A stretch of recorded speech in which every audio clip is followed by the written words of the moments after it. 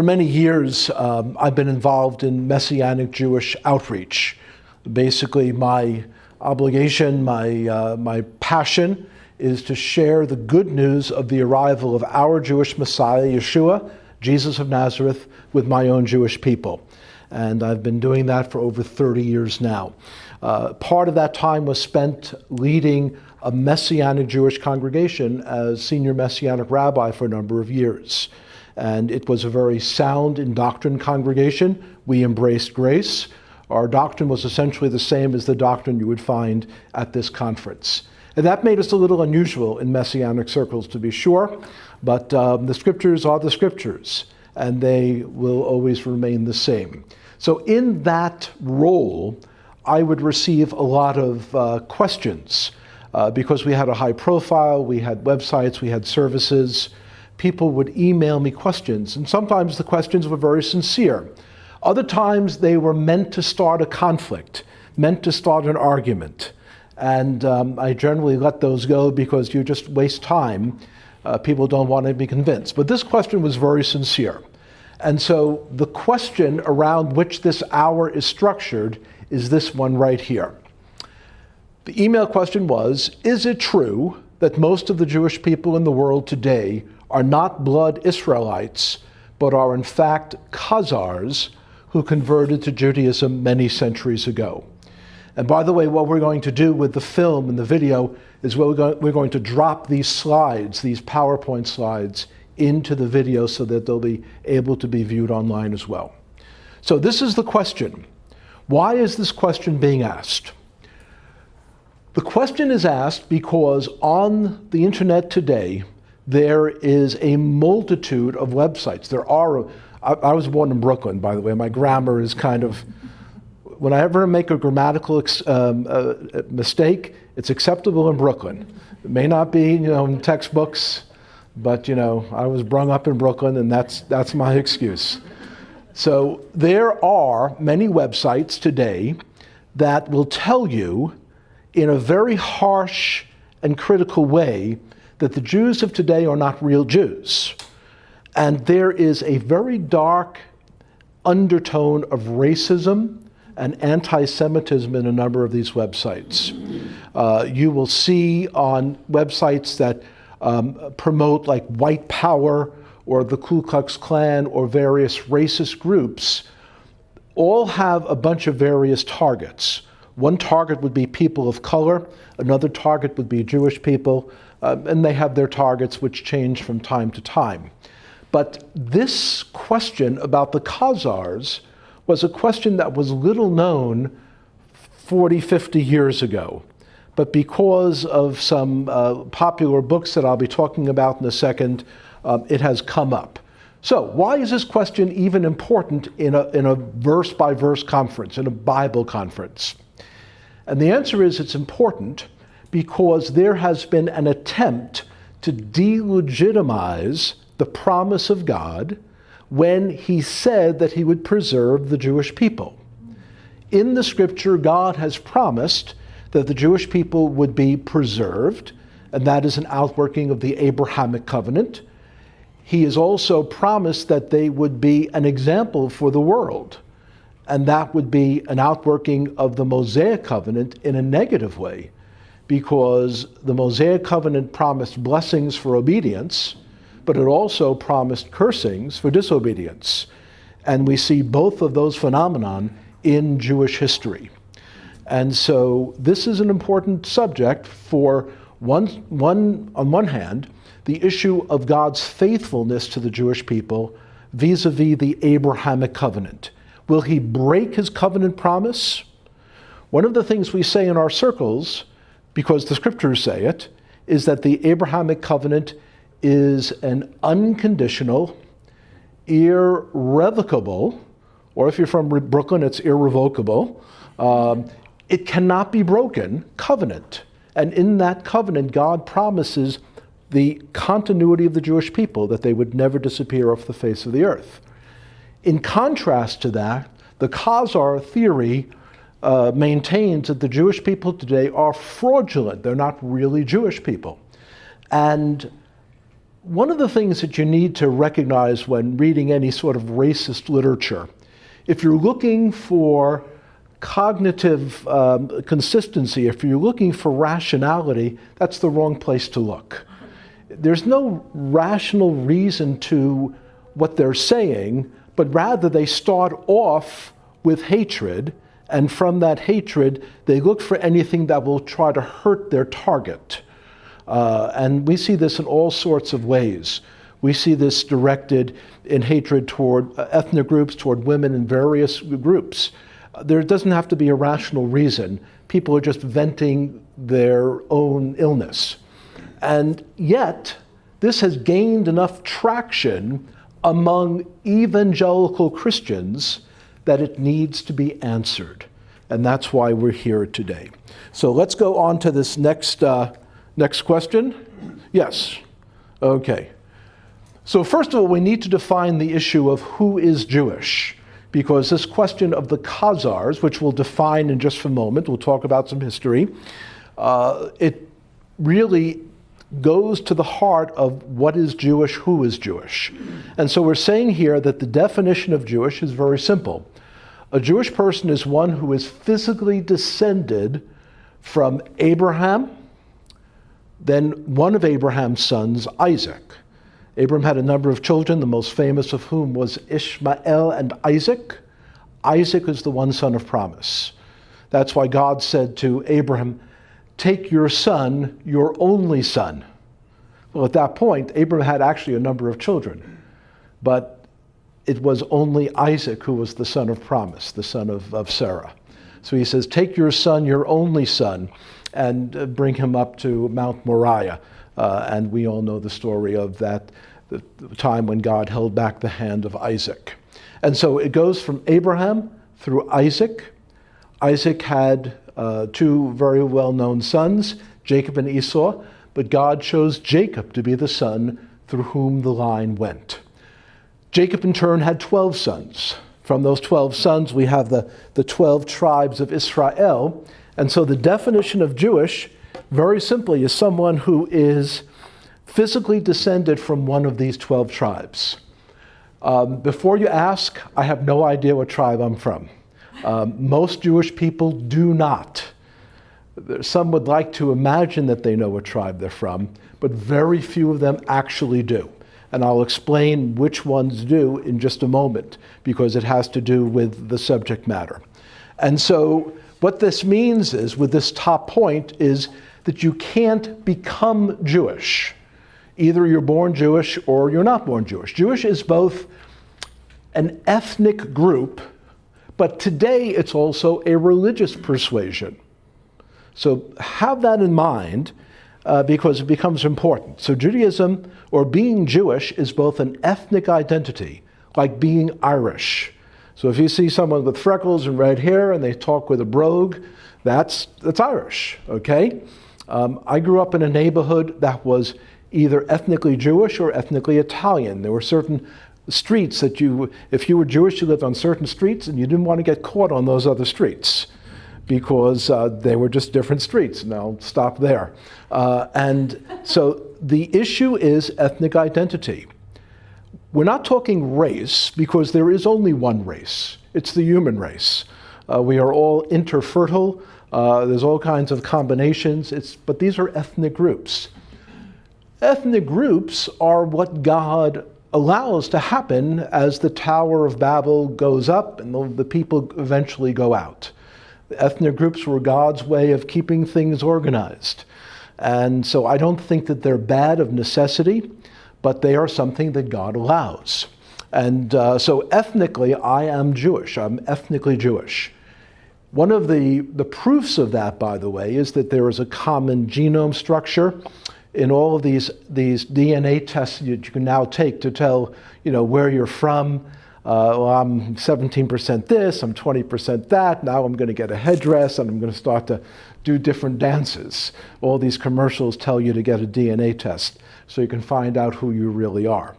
Well, we'll see in just a minute that some of those DNA tests are very questionable for some reasons I'll be talking about. But this issue of ethnic identity is one that is very real. because the scriptures identify people sometimes by ethnic groups. It doesn't say that that's a bad thing. It doesn't say it's a good thing. It's just a reality. And so Jewish is both an ethnic group. However, today it's also a religion. It's the religion that was created by the rabbis after the destruction of the temple. Old Testament Judaism has an overlap with modern Judaism. Okay, they're not completely separate, but they have an overlap. Old Testament Judaism was predicated, it was based upon the idea that we had a temple in Jerusalem to which we brought sacrifices. That was the one and only place of worship, and we were separated into tribes. All of that came crashing down in the year 70 AD when the temple in Jerusalem was destroyed. And so modern day Judaism is very different from Old Testament Judaism. Again, we have no more temple. We have no more tribal system. All of that is lost. And so there is an overlap. After the temple was destroyed in 70 AD, the rabbis convened 20 years later in a council, and they had to reinvent Judaism. They had to restructure Judaism. And the Judaism that they came up with is modern day rabbinical Judaism. It had been in the works for 400 years, but now with no temple in Jerusalem, no way to make a sacrificial system, all of a sudden you're prohibited from reestablishing a worship center in Jerusalem. Judaism had to become portable. It had to be able to move wherever the Jewish people were. And the Jewish people had experience with this because in Babylon, when they were pushed out of Israel, for 70 years in Babylon, they had no access to a temple. So that's when the whole rabbinical system, the system of having rabbis, that's when that started. So now with the destruction of the temple in Jerusalem, that system is now permanent. So here is biblical Judaism. Rabbinical Judaism has an overlap. The overlap is in its adherence to the Torah, the 5 books of Moses. But after the Torah, they would add the Talmud. And the Talmud is a set of about 30 volumes that have lots of instruction on how you are to carry out the laws of the Torah. And I can't get too much into that because that would take all of our time. And so this whole idea of modern day Judaism it has an overlap with biblical Judaism, but it's a different animal. The authority for modern day Judaism is no longer the Bible. The authority is the traditions of the rabbis as they interpret the Bible. Whenever the Bible says one thing and the Talmud says another, the Bible is always understood in light of the Talmud. And the problem is that the Talmud often is at odds with the Bible. So that is modern day Judaism. And so that's the definition of Judaism. We're saying here that Jewish people are divided into 3 ethnic groups. We are saying here that they are thank you. If that's President Trump, tell him I'll take his call later. I've tried to tell him he can't call me every day. Okay, so we're saying here that the Jewish people are divided into 3 ethnic groups. Mizrahi Jews, these are the darker-skinned Jews who have never left the Middle East. They are centered around Israel, Middle East, Syria, Iraq, Jordan, Egypt, the Eastern Mediterranean. These are Jews who have never left the Holy Land. They have been there for 3,000, 4,000 years. They are indigenous. Jews come from Judea. Arabs come from Arabia. So the modern day Arab Palestinians are not native to the land of Israel. They are native to Arabia. God loves the Arab people. Let me say that very clearly, and it's a sincere thought of my heart and my mind. I have wonderful friends who are Arab believers in the Lord, and we have wonderful fellowship together. But those who are indigenous to the area are the Mizrahi Jews. Ashkenaz Jews, These are the three groups whose ancestors migrated from the Middle East into Europe around 700 AD. I brought with me a living model of an Ashkenaz Jew. Here I is. All four of my grandparents were born in Eastern Europe in little shtetls like the one in Fiddler on the Roof. I'm not exaggerating, that's literally where they were from. We know the names of some of those shtetls. Sephardic Jews. Sephardic Jews were a group of people who migrated into Spain around the same time as a bunch of Jews went into Europe. There were other Jews who went to Spain because the conditions were very favorable. In Spain, they did very, very well. And they rose to great heights of power. They were in the courts. They were in the government. They were very favored. But then there arose a pharaoh who knew not Joseph, or actually a king. And in 1492, not only did Columbus sail the ocean blue, but he kicked out all the Jews. King Ferdinand and Queen Isabella kicked out all the Jews. And as a result, large numbers of Jewish people who were speaking Spanish as their native tongue and writing it in Hebrew characters were expelled from Spain. Included in that group is my wife, who is from Turkey.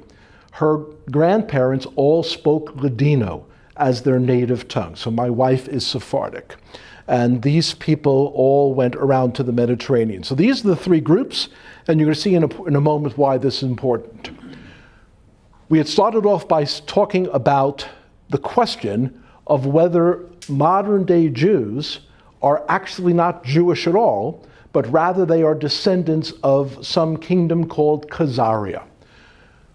The kingdom of Khazaria, we say here, was an amalgamation of some Turkic and Mongol tribes who established a capital in around the year 720 AD. It was located in the Caucasus region of modern-day Russia and Azerbaijan. This is in southern Russia, kind of between Russia and Iran.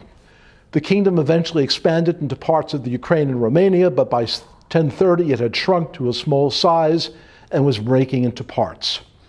Truth be told, we have very little information on Khazaria. There is assorted mentions in Byzantine and Arabic literature, just bits and pieces by travelers who were passing through. But we have one book called the Khazar Correspondence, which was written 600 years after the Khazar kingdom was established and had fallen apart. So our sources are very poor, they're not exact, and the scholars are not even sure if they're accurate. So why is this important? It's important because of this. There is a legend that the Khazars had a king, King Bulan, who converted to Judaism around the year 860 AD. And it's this incident that this whole Khazar controversy revolves around. That supposedly he converted to Judaism, and if you believe the most extreme telling of this Khazar theory, all of his people converted to Judaism, they all became Jews, and all of the Jews today are descended from the Khazars. That is the most extreme telling of the story. The only problem is anyone who has passed, the first year of college history, reading the story would recognize it's impossible. It's a story that only fits a narrative. If you've already decided that the Jews of today are not the Israelites of the Bible, then this is the only support you have. So what do the scholars say? They say that only a small percentage of the Khazars followed Bulan, and that's seen in this book, Khazar Correspondence, published 1577 in Constantinople. So 600 years after the event, a book gets published. The book is written in prose and poetry, as though it is a fictional tale. And that's what the scholars debate. Is this a story? Is it a history? Is it fiction? They don't know. But the only story of any King Bulan or any conversion to Judaism is in this one book, which some scholars say is it's a novel intended to sell as a novel, not even true. However, even if the small percentage of Khazars who followed Bulyan, as described in this book, even if they did become Jewish and fed into the Jewish world, they were less than 2% of global Jewish population. And so that means that they were just a minute part, even if this entire group had fed into Jewish population in the world at that time, they would have made up less than 2% of the current, when I say current at that time, of the Jewish world at that time. The Jewish world in that time was split as far as England, down into northern Africa, all the way out to Iran, Afghanistan, up into Russia. It was a very widely spread group. Jewish people had gone into all of those places. Again, all of these first 2 points, all of this was only known to scholars of obscure literature up until 1976, when a Jewish author, Arthur Koestler, decided to publish a popular book after he became aware of this theory. He publishes The 13th Tribe. This book becomes a bestseller. I remember as a teenager going to dental school in the late 70s and early 80s. I remember people reading this book on the subway. I had no idea what the book was about. I was a brand new believer. I'm saying, why are they reading the 13th tribe? There were 12 tribes. Okay? And so it turns out that this book was an attempt by Koestler to do 2 things. Number one, to make some money, because he knew it would be a controversial and popular book. But number 2, he naively felt that if he could separate the modern Jewish people from the Israelites in the Bible, that the reason for anti-Semitism would be separated from the current people who call themselves Jews. In other words, Koestler understood that one of the charges that you hear among anti-Semites, one of the charges directed against Jewish people is that, oh, you Jews killed Jesus, and you're perpetually cursed.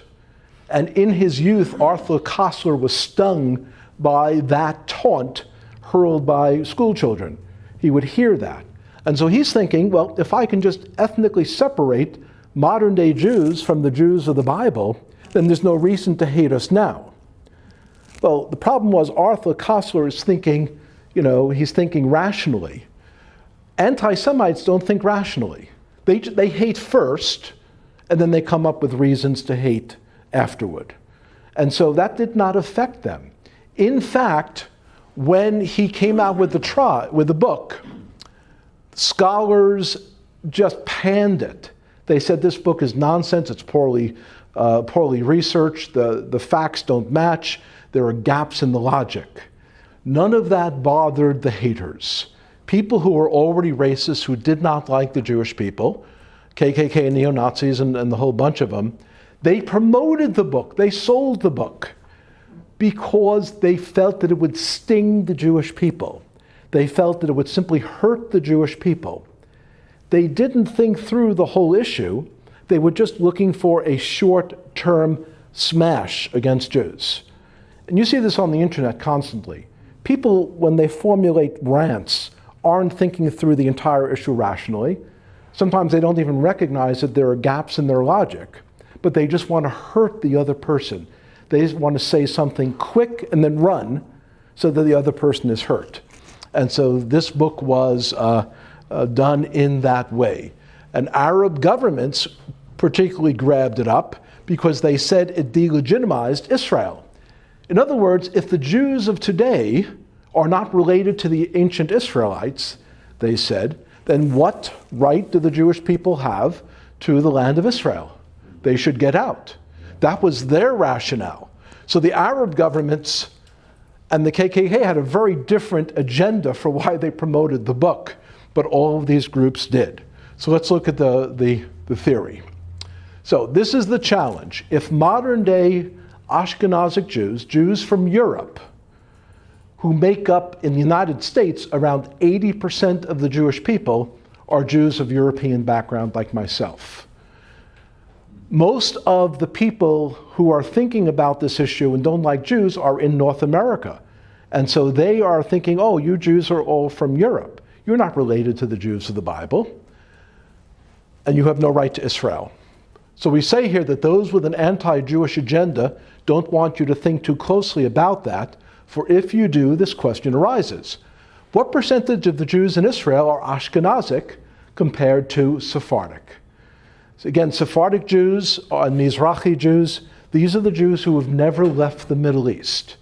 The word Mizrahi here should actually be before the word Sephardic. Mizrahi, the Arabic Jews who have never left the Middle East. They have always been Jewish. They have always involved themselves in Jewish customs, in Jewish synagogue. Sephardic Jews are those who spent some time in Spain. These folks have never left the Mediterranean area. They've never left the Middle East. They didn't go to Europe. It wasn't even possible for them to have been descended from the Khazars because they were never in Central, Western, Eastern Europe. So what percentage of Jews in Israel are Mizrahi or Sephardic compared to Ashkenazic? And we're saying here that of the Jews in Israel, only about 45% are descended from Ashkenaz Jews, people like myself, whereas 55% of them, as we say here, are Mizrahi or Sephardic Jews. If you go to Israel as an American tourist, you're going to be confused, because if you're expecting all Jews to be pale faces like mine, it's not the case over there. There are many Jewish people who are much darker skinned, and if you talk to them in the markets, say, where are your ancestors from? Oh, my ancestors are from Iraq. That's a common response. They're from Iraq. That means you're Arab. No, I'm not Arab. We've always been Jewish. The Arabs allowed us to live in their land, but we've come back to our land, the land of Israel. And they can show you records. They can show you scrolls from 400 and 500 years ago, Torah scrolls, records of synagogue attendance. They were Jews living in Arab lands. They were darker skinned. They were Mizrahi Jews.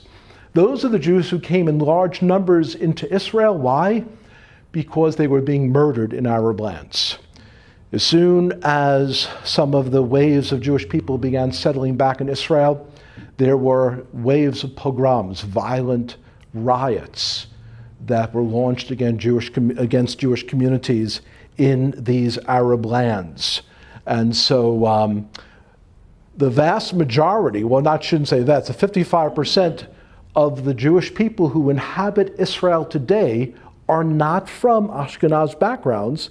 They are either from Mizrahi or Sephardic backgrounds. They are native to the Middle East. They are native to the land of Israel.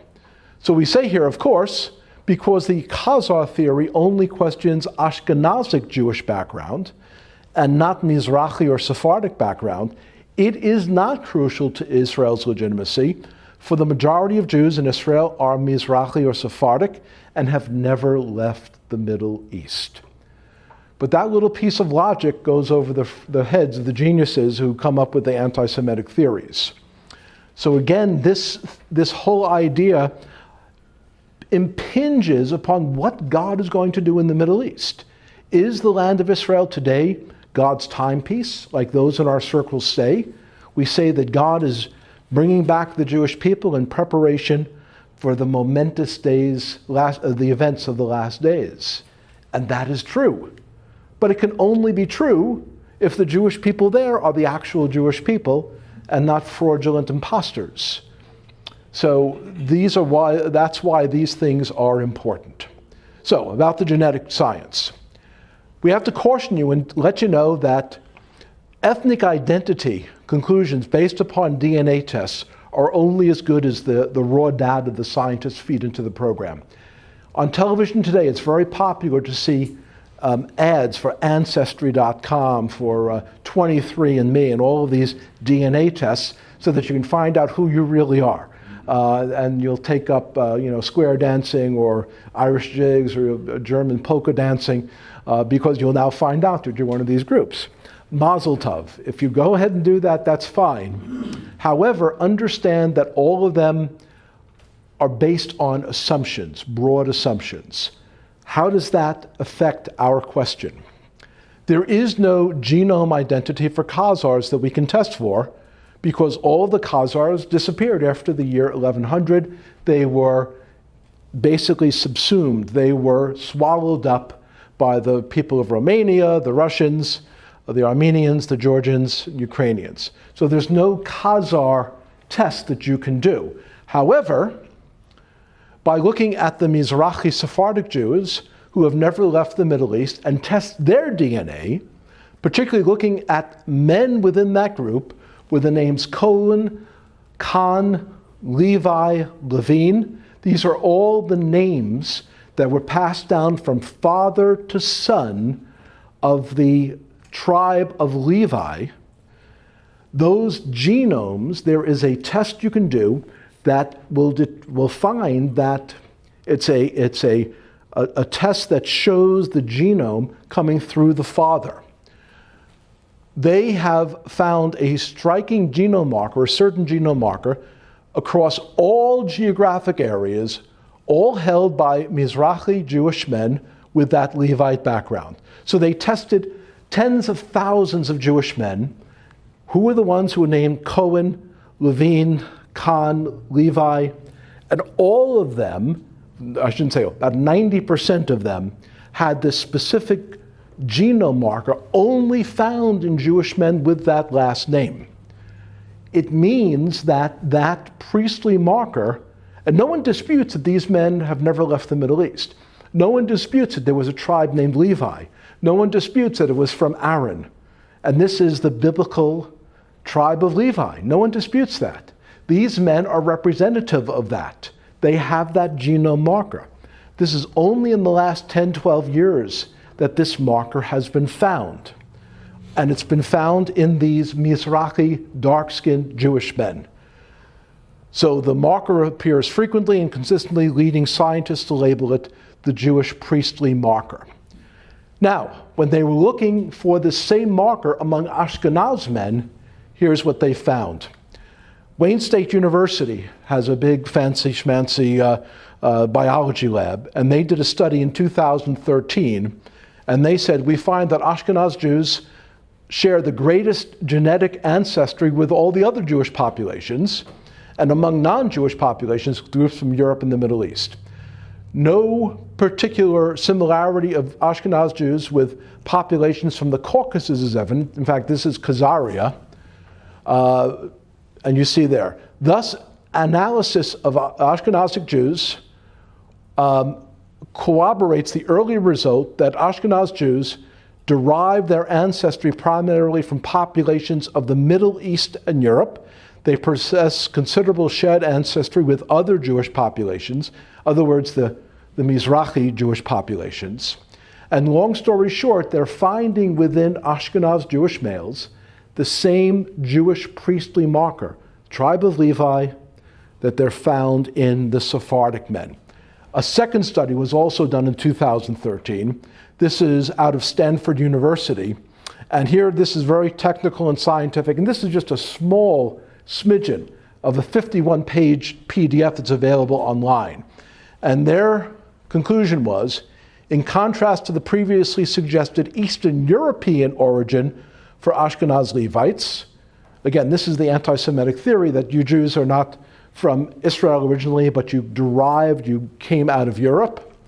The current genome data are indicative of geographic sources of the Levite founder lineage in the Near East, and its likely presence among pre-diaspora 70 AD Hebrews.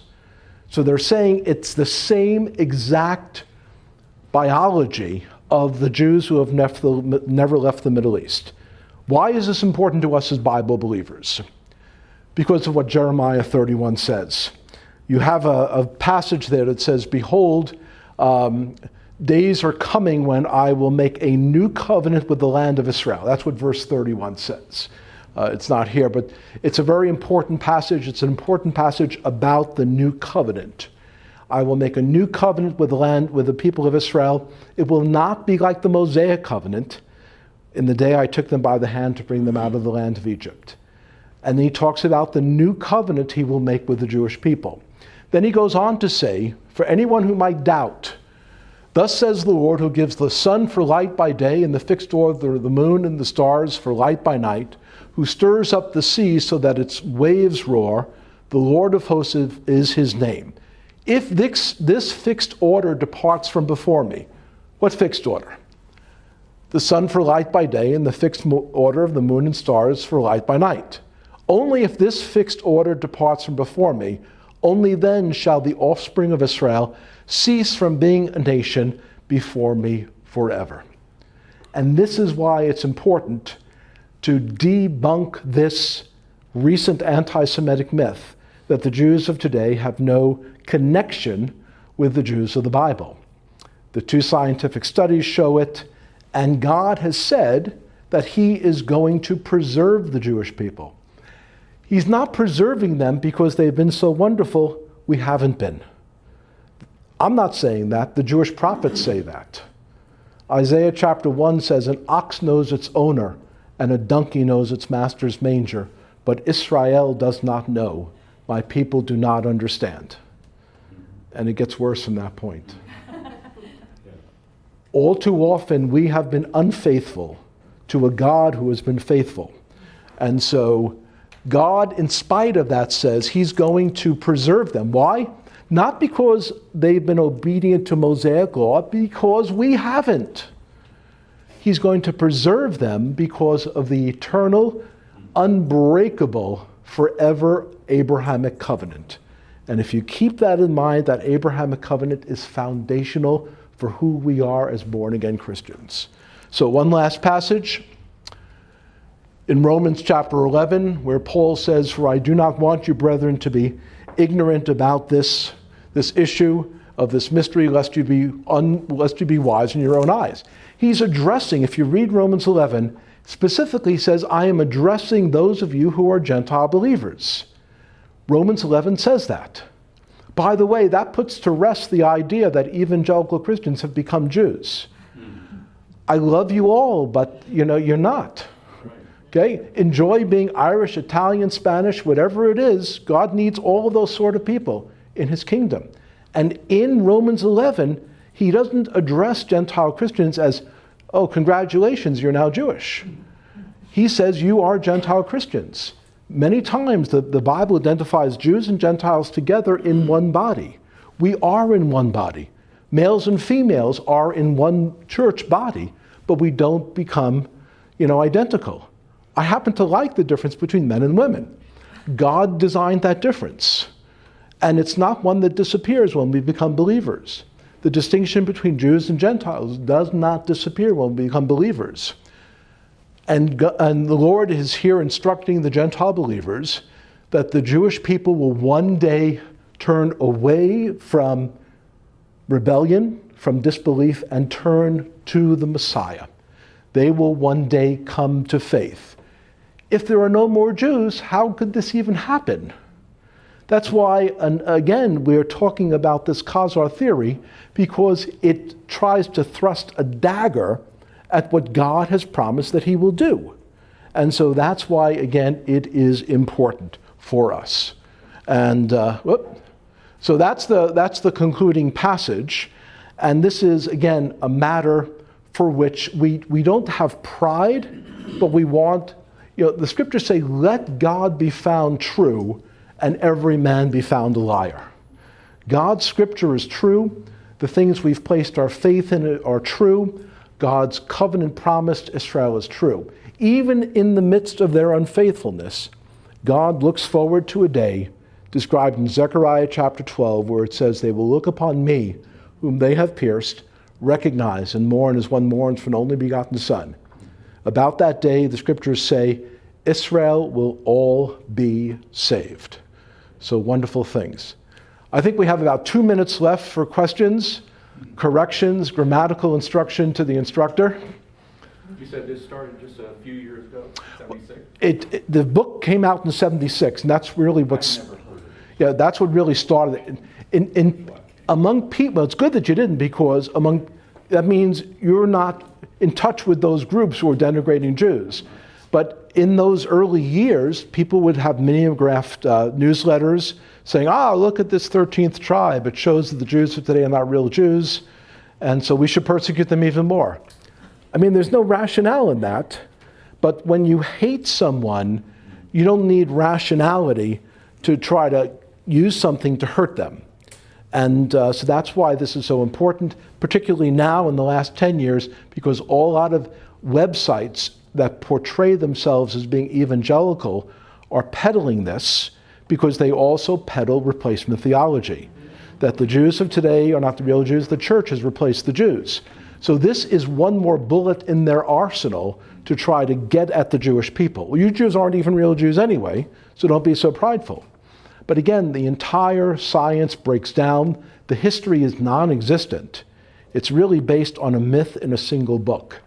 But it's a question that has to be answered because it's really a hot issue. If you go on certain websites for certain groups that are very strong on replacement theology, on covenant theology, this is a major building block in their thinking, and this is what, in their mind, justifies them being anti-Semitic.